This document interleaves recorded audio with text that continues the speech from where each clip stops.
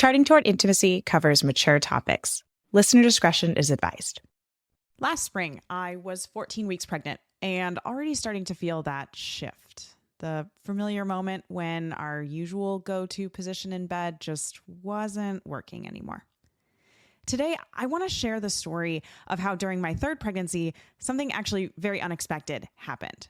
For the first time ever, pregnancy didn't mean the end of pleasurable sex. In fact, trying new positions opened up an entirely new world for my husband and I, one filled with more enjoyment, more creativity, more connection, and honestly, more freedom than we'd ever experienced before when it came to sex.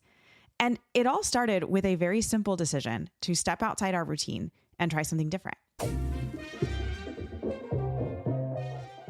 Welcome to Charting Toward Intimacy, the podcast for Catholic women that helps you improve your sex life, strengthen your marriage, and embrace God's design for love. My name is Ellen, and let's get started. All right, so last spring, I was just turning that corner into my belly was starting to grow. It's my third pregnancy, so at 14 weeks, I was definitely starting to show. And positions that we typically used that were very pleasurable were becoming like less and less pleasurable each time. And I just kind of like looked ahead to the summer that I was going to be pregnant and just saw like not really very much enjoyment of sex. And that like hurt. That was really hard because I didn't want to not enjoy sex. I wanted to stay close to my husband. I wanted to enjoy sex. I didn't want to just go through the motions, which is honestly what I had done for 2 pregnancies prior to that of just, it was like, well, my marriage needs this. And I knew, like, let me paint the picture for you in those previous pregnancies that it wasn't that I didn't want to have sex. It's just that there was no physical pleasure. And this is something that I talk to you guys about a lot, is that if we want to have desire for sex, we need to have sex that is desirable. And so I was looking ahead at, 4-ish months of sex that wasn't going to be desirable because there wasn't going to be any pleasure to it, like physically, right?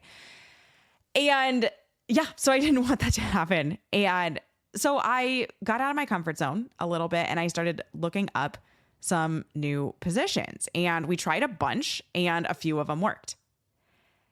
And it was amazing because really, like I said in the little intro, like for the first time ever, pregnancy did not take away the possibility of pleasurable sex. Sex was able to be more unitive, more enjoyable, more just like communicative because it was also physically enjoyable. I mean, this is why God created the physical pleasure that exists with sex, because it enhances it. It makes it better. It makes it more unitive. We have those like the chemicals that go off in our brain, that oxytocin just like builds that beautiful bonding that we have between spouses. And so, I mean, this is why I advocate so much for you ladies, like learn how to orgasm. It is worth it. It makes sex so much better. It makes it so much holier and unitive. And like, there's just like so much good behind it. But it was more than just trying those positions that really changed last summer in our sex life. Because trying the new positions shifted the way that we thought about sex. Sex was no longer a routine. Sex was no longer bound by habit. We were trying these new positions, which then just kind of opened up this entire world of trying new things in other areas of sex. In foreplay, in the way that we communicated with each other, in the things that we did kind of like prior to really escalatory foreplay, but in just like the fun and freedom that we were having with playing around and doing games and doing card decks and things like that. We were just like more open to experimenting and really just more open to each other. We allowed ourselves to go beyond our comfort level of the habits and routines that we had built that were pleasurable, that were good. The habits and routines, I don't have anything wrong. There's nothing wrong with habits and routines, especially if they're working. But it was like we stuck a key in a door and unlocked and just like opened up this door to a whole new level of vulnerability that we were able to have together as husband and wife. Sex became something that we really looked forward to, not just a habitual activity. It became something I really looked forward to, even at 8 months pregnant. I mean, ladies who have been pregnant before, y'all know that is a big deal, right? There's a lot going on at 8 months pregnant. And to actually look forward to sex, that's huge. But it was because we had a new level of vulnerability with each other. We were on this entirely new level of like freedom in opening ourselves up to the other. And it became even more unitive and even more deeply connecting. And this transformation is really what inspired the creation of the Catholic Sex Positions Guide. It is not just about positions. The change that happened with my husband and I last spring and into the summer was not just about trying a new position. It expanded our view of what is possible when we're open to starting and trying something new. And I want to expand your view of what is possible when you're open to trying something new, when you're willing to do something that you would never do in front of anyone else. This is what your marriage is. This is the person that you can do anything in front of. And I think sometimes because sex is so vulnerable and because we have so many walls built up because of the just life that we've lived, the purity culture, the influence of secular culture, the influence of our parents and our siblings and everything, and the thoughts that we have in our mind, we have built up these walls that even though we're having sex with this person, we're not fully vulnerable with them. But when we open up to trying new things, when we both know we're going to be bad at it the first time, it frees us up. It frees us up to be bad at it, right? And that opens up more vulnerability and it deepens the relationship. One of the best things that couples can do together is learn a new skill together because you're bad at it.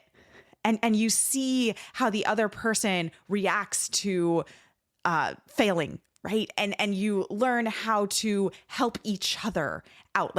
It's one of the most bonding things that you can do is learn to do something new together. And that's why sex is so incredible and such a good thing for married couples to do, right? Because we get married and then we have to learn how to have sex together. But what can happen is that, we learn level 1 of sex. We learn how to do it together. And then we kind of get into a habit. We get into a kind of a routine. And yes, we're being level 1 vulnerable with each other, but I want to invite you to level up. I want to invite you to be even more vulnerable, to deepen that vulnerability. And the way that you can do that, the easy road into doing that is new positions.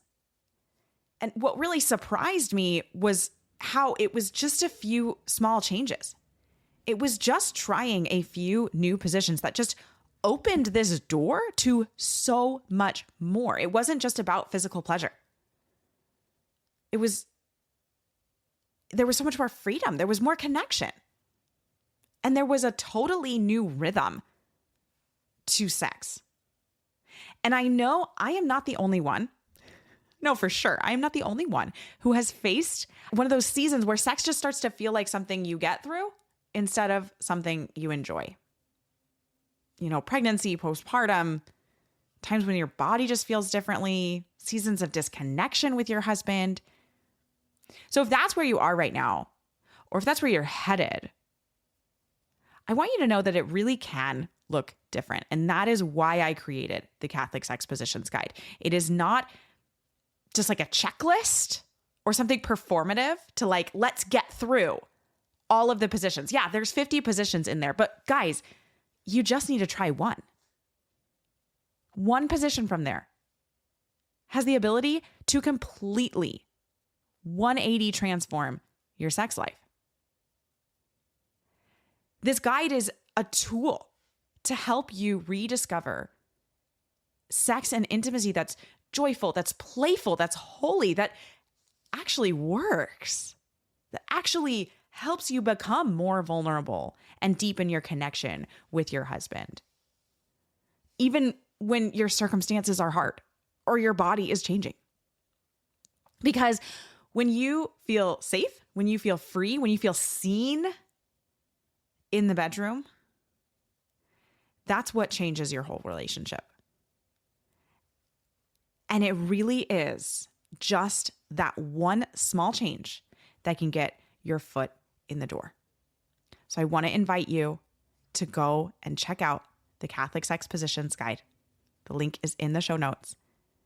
And this is your opportunity. This is your invitation to make one small change, to try one new position and just watch how it ripples through the rest of your sex life.